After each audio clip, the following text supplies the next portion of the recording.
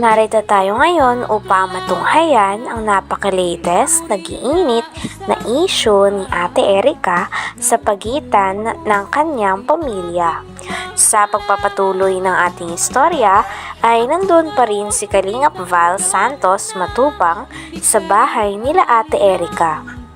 At tinatanong niya pa rin ng tita ni Ate Erica at ang lolo ni Ate Erica na si Lolo Miguel kung ano nga ba ang tunay na nangyari. At base pa sa karagdagang statement ng lolo ni Ate Erica ay talagang sobra-sobra na daw ang mga paratang sa kanila at hindi niya matatanggap na nilalapastangan daw sila. Okay lang sana sa kanila na wag silang bigyan ng pera o sustento. Ngunit ayaw nilang pinagsasabihan sila ng mukhang pera at nilalapastangan. Mukhang kwarta. Eh, nasa kailangan pera naman, yung magbabahawak ng pera, kahawak na ang putos nila. So, yun lang naman.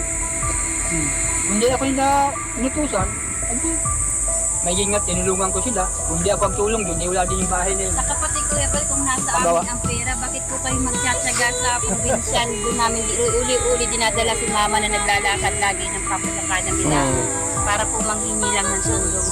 Nandiyan po ang mga resibo. Walang tinulong sila may sa kasi doon walang tinulong sa lula mo. Nung simula pa po, yung napera ko. Kaya nabi po, Hindi yung ngayon po, yung huli na. Wala. Wala na po yan. Saka yung kay yung unang nag-vlog kayo. Bakit kaya hindi alintana ni Jun yung perang ginastos niya kina Erica? Bakit kaya ganun? Malaking pera na. May motor pala.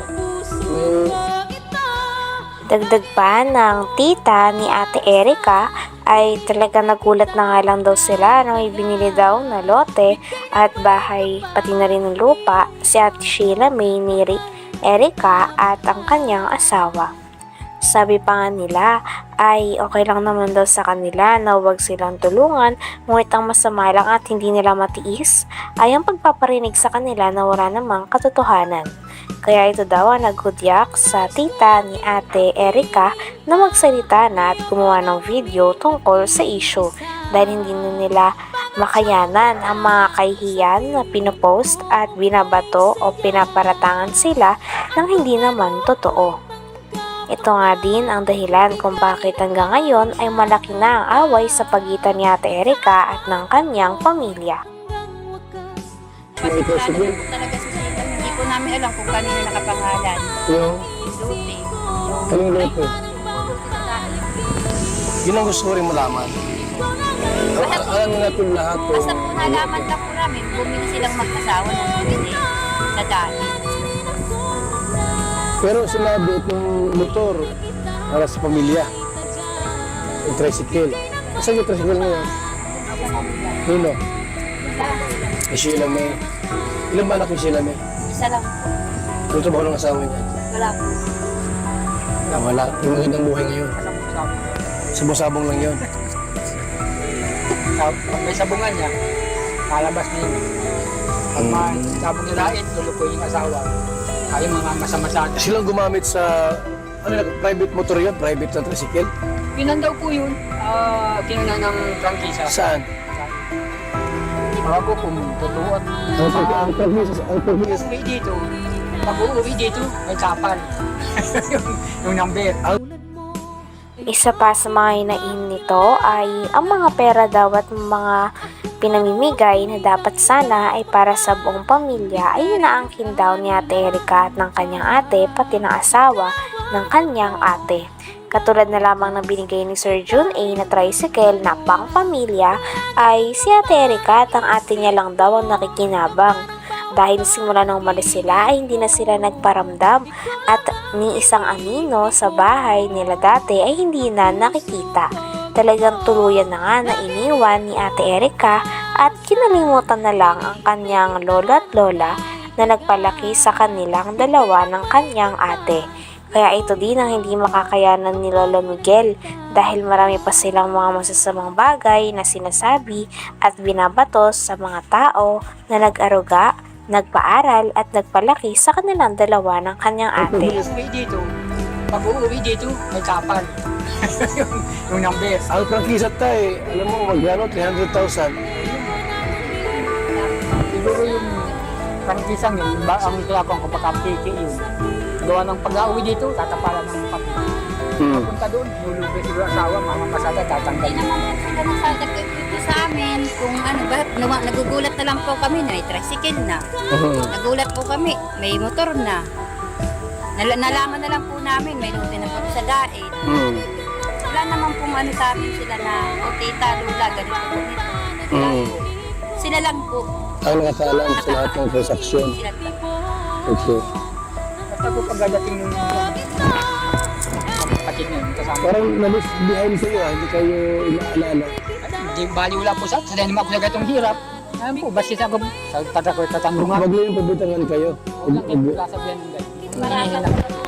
Tapos alam, Pinaparatangan din si Lolo Miguel na siya daw ang kumukuha ng pera dahil siya daw ang inuutusan o pinapakausapan na bumili ng mga gamit sa loob ng bahay na pinagawa ni Sir Jun A para kay Ate Erica sa kanyang pamilya. Ngunit kiit naman ni Lolo Miguel ay wala naman daw napupunta sa kanya sapagkat pinapabili lang daw siya. At kapag pinabili daw siya ng gamit ay binibili niya naman daw talaga ng walang labis at walang kulang. Talagang ang source ng pera ay nanggagaling kay Sheila May na ate ni Ate Erica. Dahil sa kanya daw nagpapadala at siya ang kumakausap kay Sir Jun A. Sabi pa nga ni Kalingap Val Santos Matubang ay may tuturing talaga na parang buhay prinsesa si Sheila May dahil Naisip po mga nila sa taga-utos amin. ito. Meron kami. Magulang ko po. Kaya yung dun po ako na nag-post na po talaga, nagpadala na ng video para po matuldo ko na kung sino po talagang may sala. Hindi po ako natatakot na idimadali. Sasabihin ko lang po yung totoo.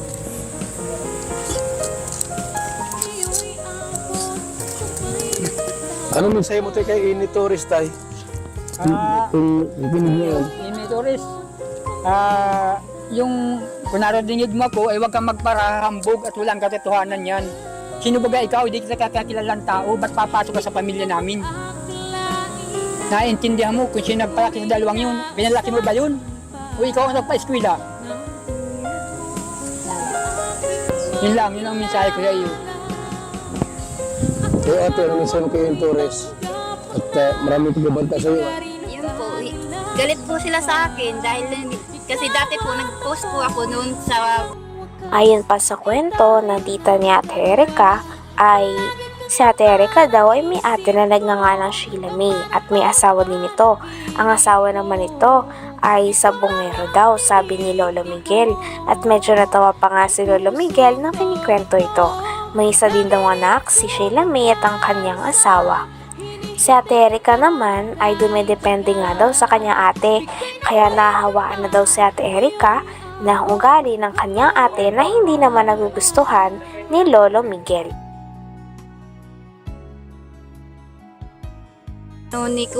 Yung reactor po na sabi ko, tumigil na kayo niyan na pambabanta sa pamilya ko dahil pag po ako napuno, ilalabas ko ang tunay na tinatago ng ano ninyo, iniidolo.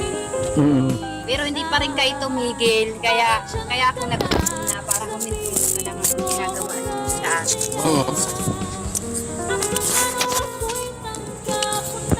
So, kung alam bakit siya nakikialam sa pamilya niya ay pag-asaan niya. Pinapalabas ko kasi niya lagi, Kuya Val, si Erica. Ganda ang pakisama namin, maayos pa daw po kami. Gusto po kasi niyang panindigan namin na oo, kahit ano si Erica. Nagbibigay daw po sa amin ng sustento si Erica. Gusto po nila Hindi naman. kahit hindi naman. Nasa totoo lang naman po kami ako, kaya po ako nagsasalita ng ganito. Hanggang dito na lamang muna ang ating napakainit, nagtitrending at talaga namang mas nakakaintriga na issue ni Ate Erica. Maraming salamat sa inyong panonood. Hanggang sa muli. Bye!